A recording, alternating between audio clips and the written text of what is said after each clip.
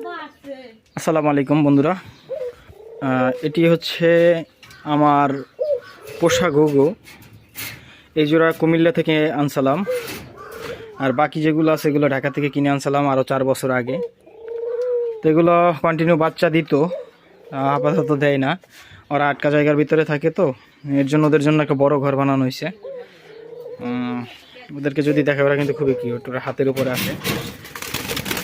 এদিকে সব একটু ডিম পারবে তো এর জন্য মস্তানি করে আর কি।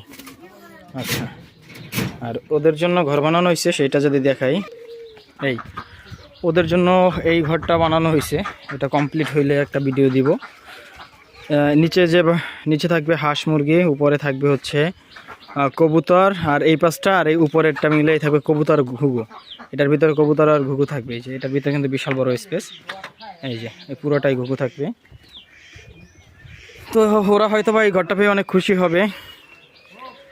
ধন্যবাদ সবাইকে।